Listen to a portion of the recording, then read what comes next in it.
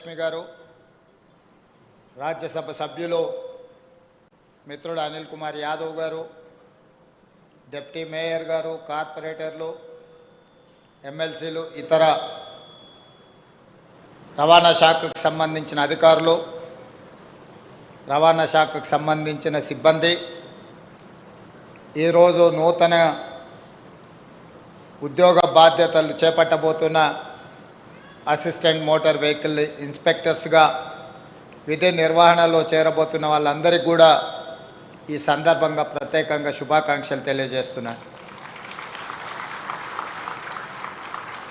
ఎవరికైనా నిరుద్యోగ యువకుల యొక్క కళ జీవితంలో ఏదో సాధించాలి, సాధించడం ద్వారా తమ తల్లిదండ్రులను, కుటుంబ సభ్యులను ఆదుకొని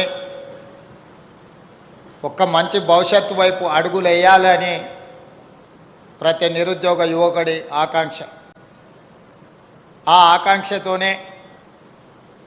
లక్షలాది మంది విద్యార్థులు ఉద్యమ బాట పట్టి తెలంగాణ రాష్ట్రాన్ని సాధించుకోవడం జరిగింది. సాధించుకున్న తెలంగాణ రాష్ట్రంలో తెలంగాణ ప్రభుత్వంలో ఉన్న ప్రభుత్వ ఖాళీలు అన్నిటిని కూడా నూతనంగా ఏర్పడ్డ ప్రభుత్వం ప్రక్రియను చేపట్టి ఉద్యోగ నియామకాలు చేపడుతుందని నిరుద్యోగ యువకులందరూ వాళ్ళ తల్లిదండ్రులందరూ ఆశించారు. కానీ దురదృష్టవశాత్తు 2 సార్లు 10 సంవత్సరాలు ప్రభుత్వం ఏర్పాటు చేసిన పెద్దలు వాళ్ళ యొక్క ఆలోచనలు, వాళ్ళ యొక్క ఉద్యోగాల గురించి ఆలోచన చేసుకున్నారు తప్ప తెలంగాణ రాష్ట్రంలోని నిరుద్యోగ యువకుల గురించి ఎప్పుడు పట్టించుకున్న సందర్భం లేదు.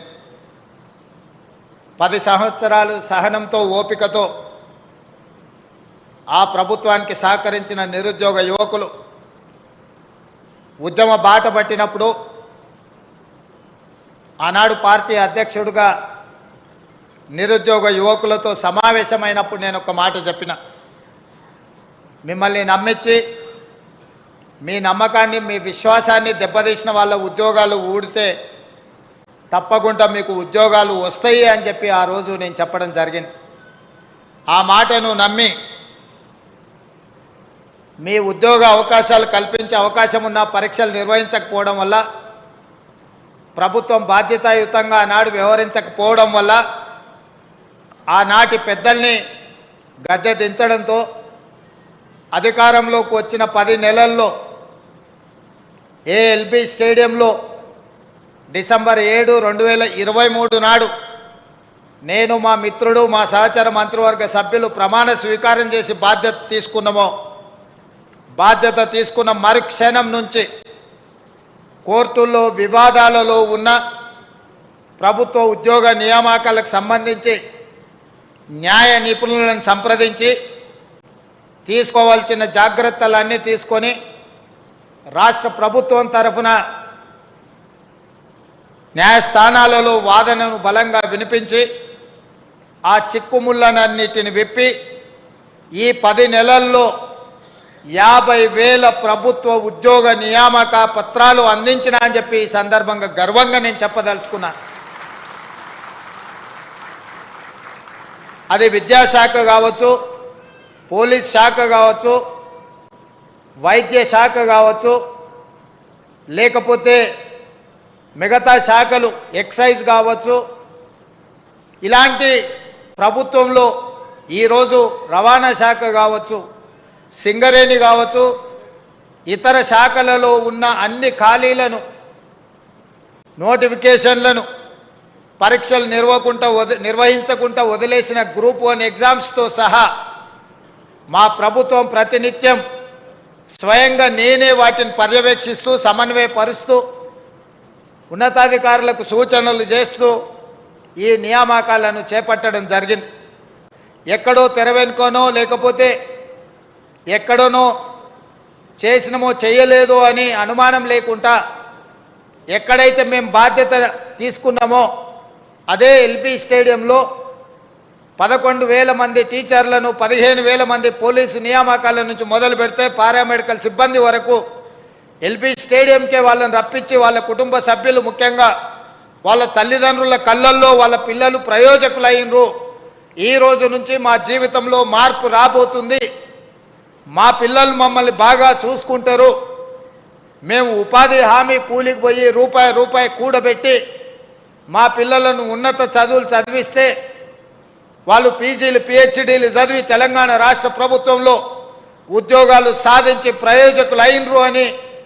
వాళ్ళ పేద తల్లిదండ్రుల కళ్ళల్లో ఆనందం చూస్తూ వాళ్ళకి నియామక పత్రాలు అందించినందుకు నాకు నా బాధ్యత తీసుకున్న తర్వాత అత్యంత సంతృప్తి కలిగించిన సందర్భం అది అని చెప్పి ఈ సందర్భంగా తెలియజేయదలుచుకున్నా. ఒక చదువుకున్న బడుగు బలహీన దళిత గిరిజన మైనారిటీ విద్యార్థులకు పేద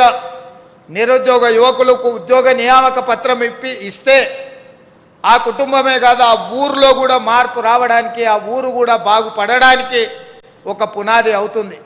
ఉదాహరణ నల్గొండ జిల్లాను తీసుకుంటే 30 సంవత్సరాల క్రితం పోలీస్ నియామకాలలో ఆనాడు మాధవరెడ్డి గారు హోంమంత్రిగా ఉన్నప్పుడు నల్గొండ జిల్లాలో సబ్ ఇన్స్పెక్టర్ పోస్టులు ఉస్మానియా క్యాంపస్ నుంచి ఎక్కువ మంది విద్యార్థులు ఆనాడు సెలెక్ట్ అయ్యేవాళ్ళు. గ్రామాలలో పక్కింటి వాడు ఎస్ఐయో డాక్టరు అయ్యిందంటే మిగతా పక్కింటి వాళ్ళందరూ వాళ్ళ పిల్లల్ని ఎస్ఐలుగానో డాక్టర్లుగానో మంచిగా ప్రభుత్వ ఉద్యోగాలను రానిచ్చేటట్టు వాళ్ళని స్ఫూర్తిగా తీసుకొని ప్రోత్సహిస్తుంటారు. ఈరోజు తెలంగాణ రాష్ట్రంలో ఎక్కడ పోయినా నల్గొండకు సంబంధించిన పోలీసు అధికారులే ఉన్నారంటే ఆనాడు ఆ ప్రాంతం నుంచి అత్యధికంగా పోలీసులో వాళ్ళు ఎన్నిక కావడమే. ఆ సెలక్షన్స్ ఆ జిల్లాలోని సమూలమైన మార్పులు తీసుకురావడానికి ఉపయోగపడ్డది ప్రభుత్వ ఉద్యోగ నియామకాలలో. ఇవాళ కూడా ఇక్కడ అసిస్టెంట్ మోటార్ వెహికల్ ఇన్స్పెక్టర్లుగా సెలెక్ట్ అయిన విద్యార్థులు నిరుద్యోగ యువకులు